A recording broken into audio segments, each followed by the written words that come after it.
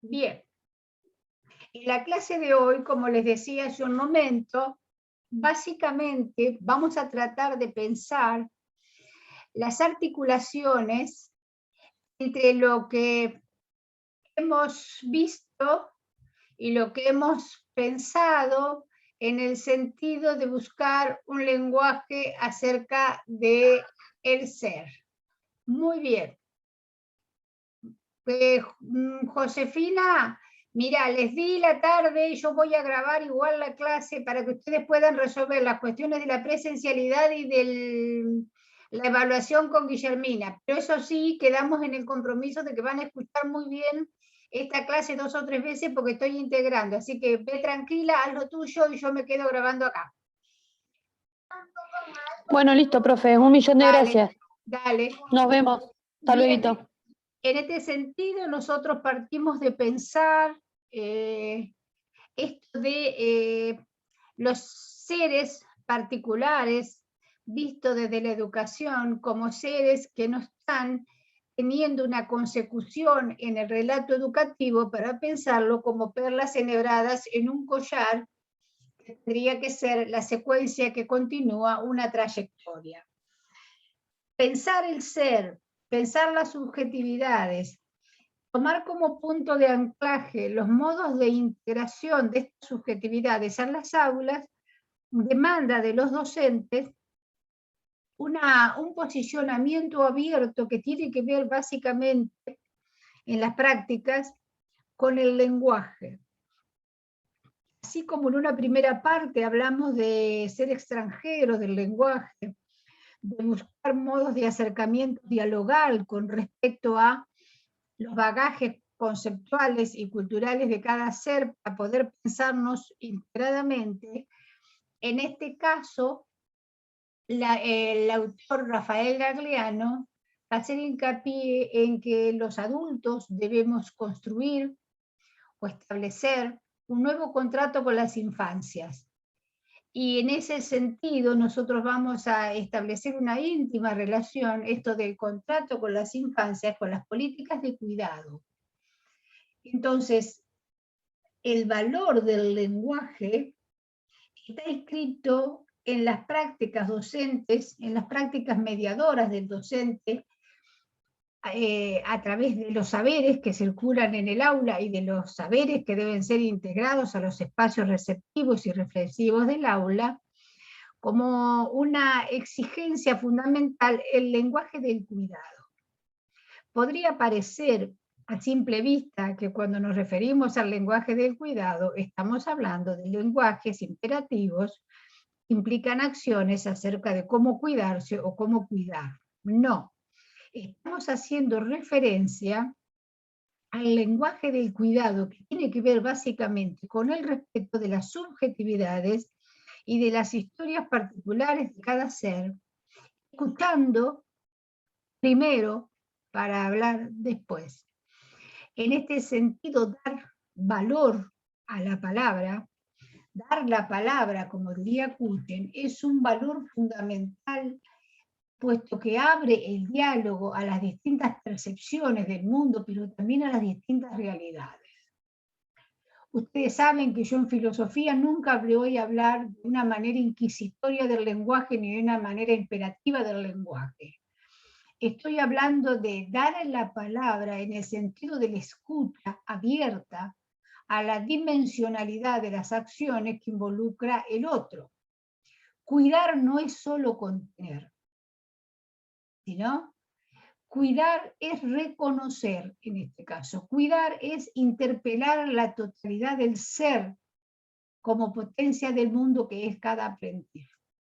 Cuando yo hablo con los estudiantes, abordo la crítica filosófica acerca de la educación, debo poner el acento sobre todas las cuestiones de que ese ser es un mundo, de cada ser es un mundo.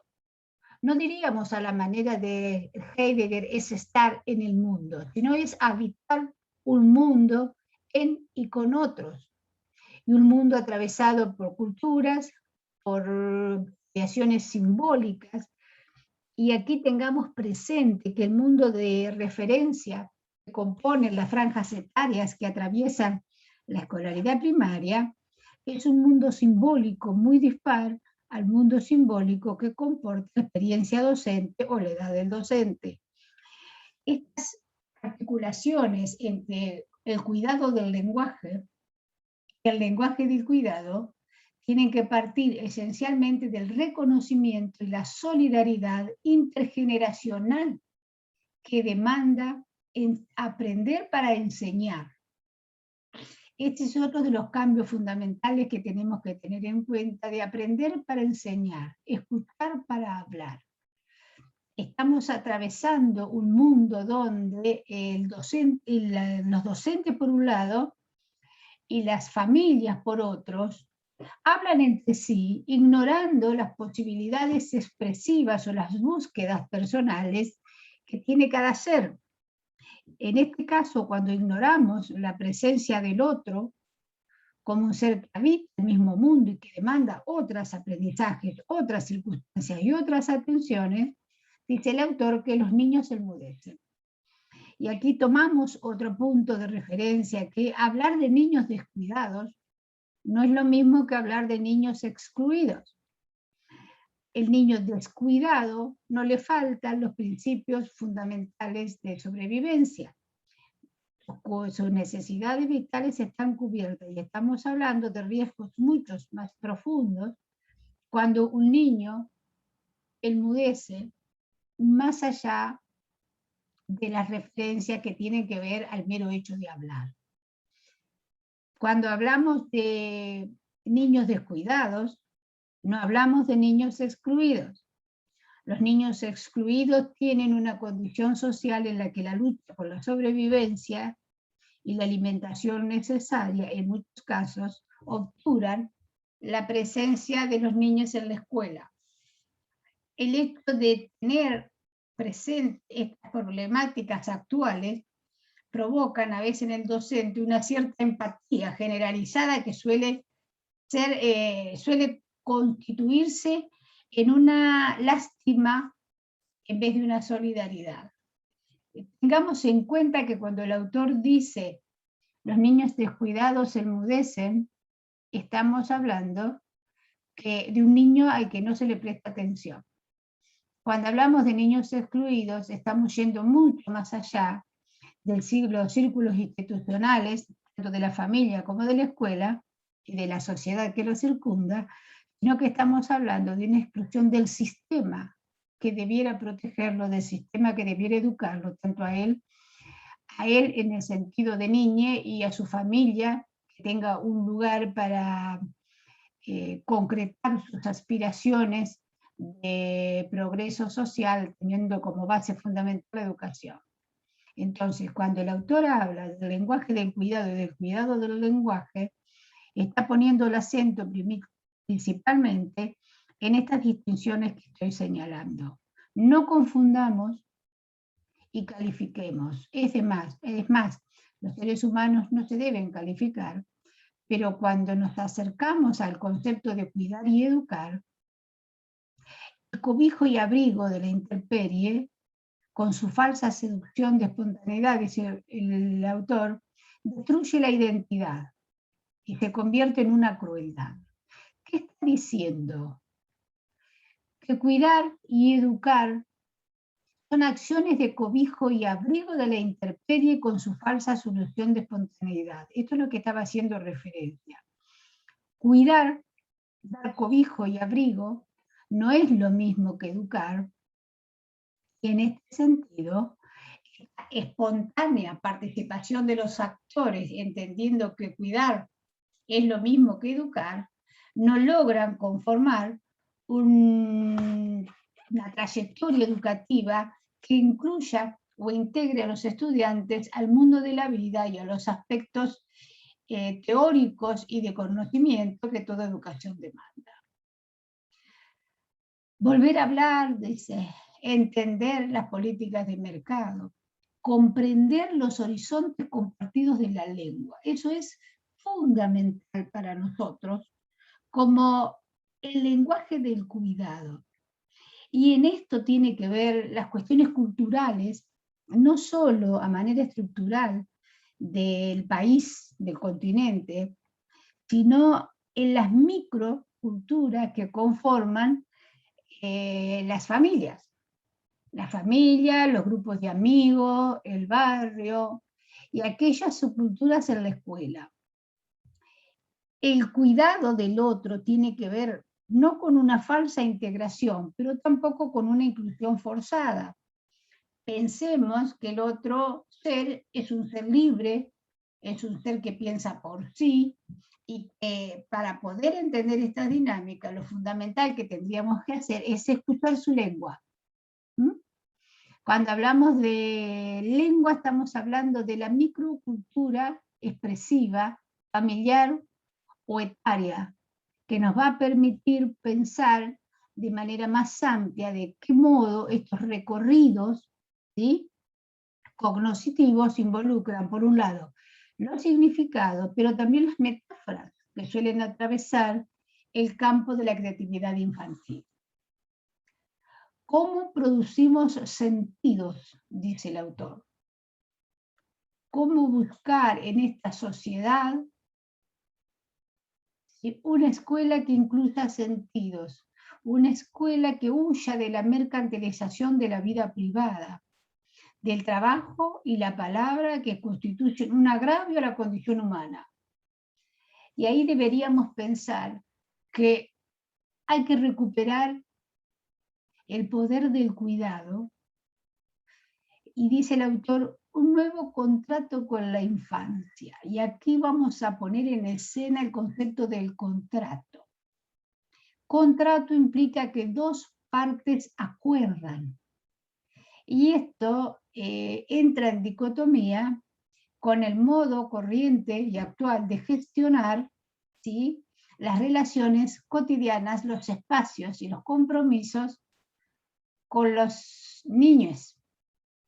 Generalmente no firmamos un contrato, no acordamos consensuadamente responsabilidades de acuerdo a las edades y a las responsabilidades, sino que se trata de un mero proponer un intercambio, como si fuese un intercambio de favores, en vez de un contrato que implique responsabilidad.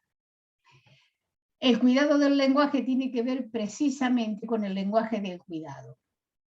No entender el consenso y la responsabilidad como una negociación en la que ambos tienen beneficio.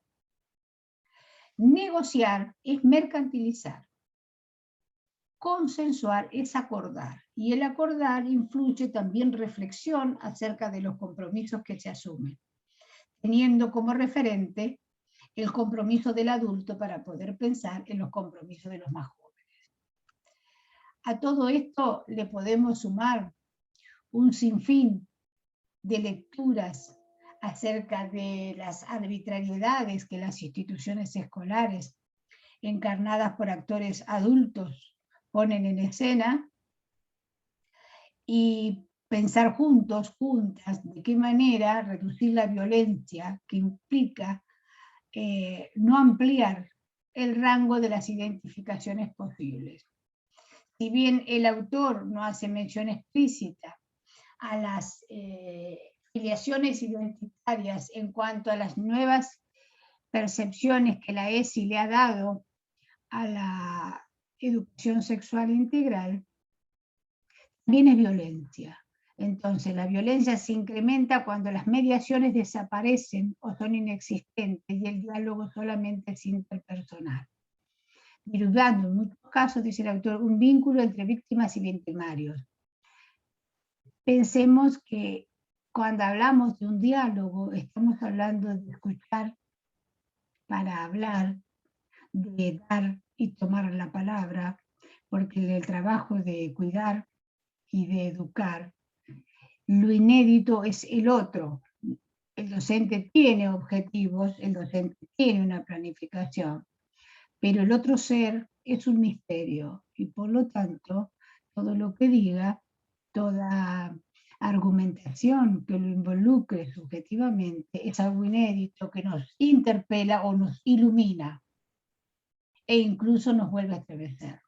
Entonces, las preguntas de fondo serían: ¿de qué modo podemos articular en estos atravesamientos de la práctica cotidiana esto que el autor llama el lenguaje del cuidado y el cuidado del lenguaje, como aquel espacio de mediación en que estas perlas pueden convertirse en collares, en que estas arbitrariedades institucionales, también vistas desde el punto de la reflexión filosófica, nos permiten generar un nuevo contrato con la infancia y habilitar, como les decía recién, las filiaciones identitarias divergentes con el modelo y con las normas, y dentro de ellos, y como parte fundamental, que las docentes, actoras básicamente de la educación primaria, pongamos en escena un nuevo o significativo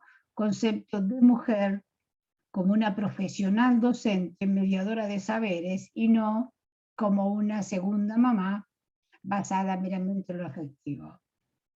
Cuando señalo este punto de partida como una crítica profunda a las acciones de este tipo que todavía siguen existiendo y a las percepciones de la docente como la segunda mamá, en vez de ir avanzando en los aspectos cognitivos que implica el trabajo docente, estamos retrocediendo a una concepción arcaica de mujer que no puede vincularse en modo alguno en un diálogo directo con el mundo contemporáneo de la escuela y de las infancias. Entonces, en esto de lo simbólico, la imagen que les he subido el otro día y que tiene que ver con una mamá que, como las gallinas que despliega sus alas, cuida de sus pollos, debería ser un insulto a la nueva concepción de mujer que a partir de finales del siglo XX y ya en la tercera década del siglo XXI estamos construyendo una idea de educadora abierta a la diversidad, incluyéndose como parte de esa diversidad interactuante y dentro de la conflictividad filiatoria del presente. Esto es todo lo que quería decirles, chicos, en este texto, para que lo vayan pensando en el sentido de qué modo nos podemos trasladar esta concepción clásica, diría yo, sarmientina de la docencia para pasar a una docencia en la cual el mundo que vivimos es un mundo diverso, complejo, atravesado por la tecnología y por los múltiples conflictos que los viejos esquemas siguen generando en el campo de la educación del presente.